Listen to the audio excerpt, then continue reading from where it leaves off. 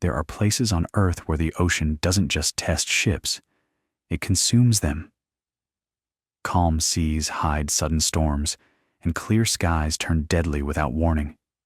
Entire fleets have been torn apart, fishermen have vanished without a trace, and survivors speak of ghostly lights and compasses spinning wildly.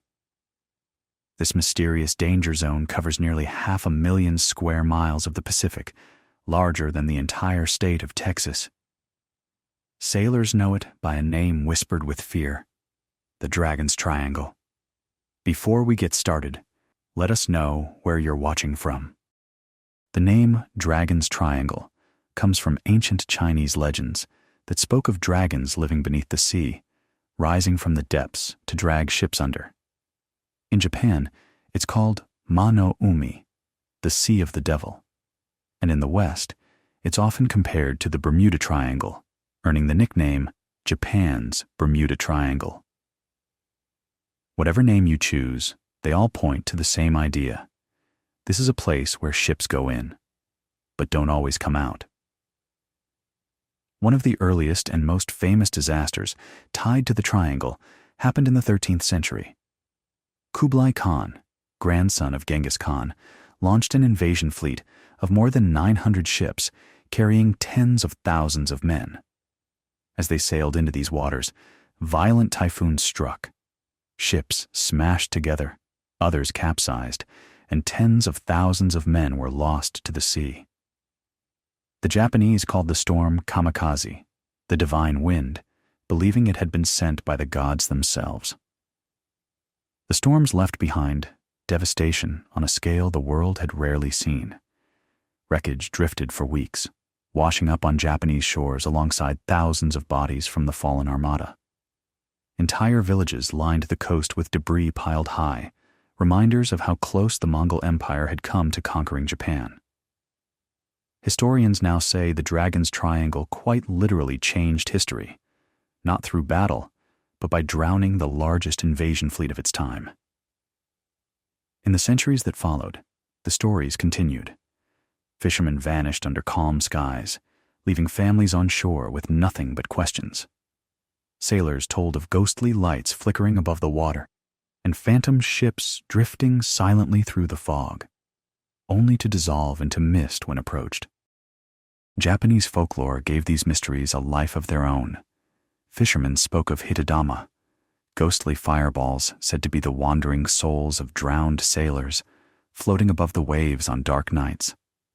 Others believed the waters were haunted by sea dragons, or giant serpents that could coil around a ship and drag it below. Local legends also told of yokai, supernatural spirits that lured sailors into dangerous waters with strange lights or phantom voices carried on the wind. For coastal villages, the Dragon's Triangle wasn't just a dangerous stretch of sea.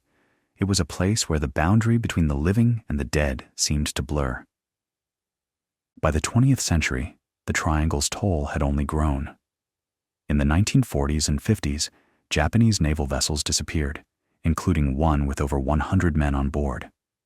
In 1955, the research ship Kaio Maru No. 5 steamed out to study volcanic activity. It never returned. All 31 crew members were lost, their fates sealed by the very waters they were trying to understand. Planes and submarines were no safer. After World War II, pilots reported compasses spinning, radios cutting to static, and strange lights rising off the sea. Some made it back. Others never checked in again.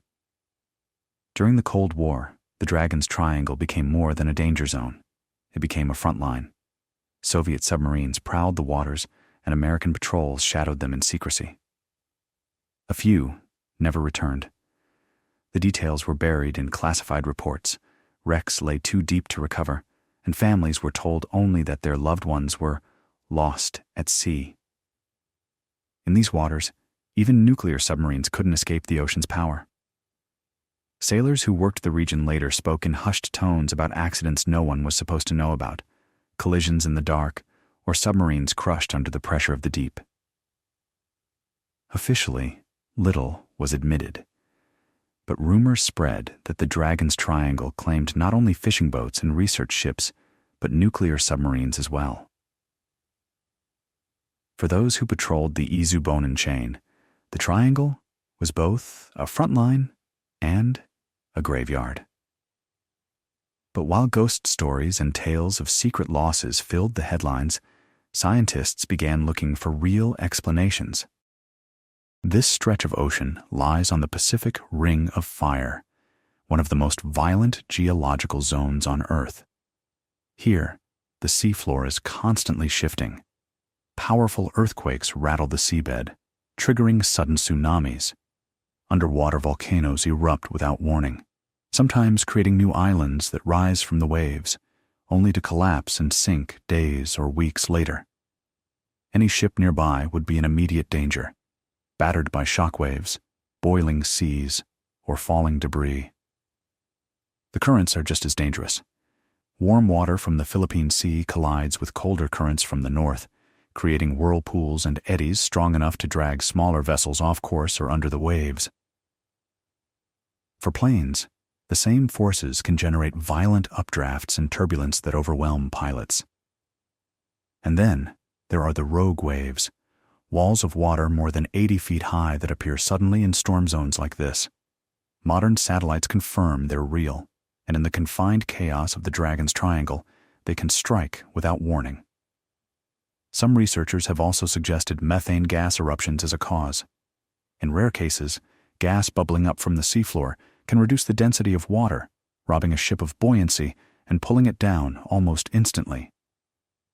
As for the stories of compasses spinning and instruments failing, scientists point to local magnetic anomalies caused by shifting volcanic rock. While debated, it could explain why pilots reported navigation systems going haywire before they disappeared.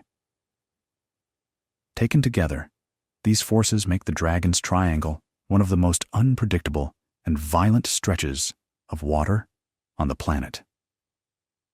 Today, the Dragon's Triangle is one of the busiest shipping corridors in Asia.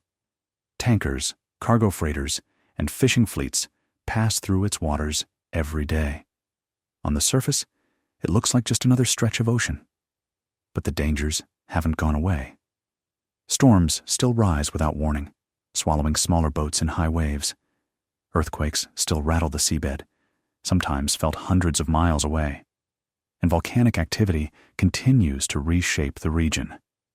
The Myojin Sho eruption was only one of many volcanic blasts recorded in the 20th century. Even today, Japan's meteorological agency monitors the seabed constantly, watching for new blasts that could strike without notice. Japan is one of the most earthquake-prone nations on Earth, with thousands of tremors recorded every year. Many of the world's most destructive tsunamis have started in these same waters, racing across the Pacific and striking coastlines thousands of miles away. That's why monitoring the Dragon's Triangle isn't just about protecting sailors. It's also about giving early warnings to millions of people who live around the Pacific Rim, from Japan and China to Hawaii and the west coast of the United States. Tourism has also added to the Triangle's reputation. Adventure cruises sometimes pass near the area, with guides telling stories of ghost ships and vanished fleets. For thrill seekers, the legend is part of the attraction. But for working sailors, the fear is very real, because they know how quickly calm seas here can turn deadly. And the legend isn't just history.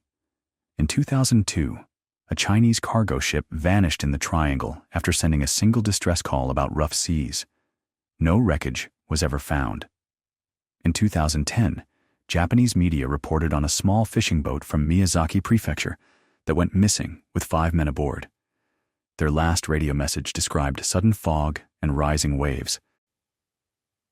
More recently, tourist vessels have been caught in freak storms near the area, their passengers describing walls of water slamming against the hull as if the sea itself was trying to pull them under. The Dragon's Triangle still takes its toll. Some captains still adjust their routes to avoid its roughest waters, even if it adds time to their journey. Insurance firms factor the region's reputation into their risk models, and for fishermen working the area, stories of sudden disappearances are enough to keep them wary. Yet the mystery endures.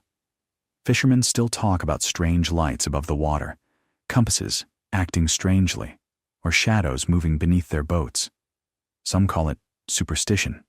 Others say it's proof the triangle still hides secrets science hasn't solved.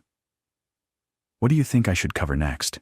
Another deadly sea passage, a ghost ship, or a survival story from the edge of the world? Let me know in the comments. And don't forget to subscribe for more stories of dangerous waters and lost ships.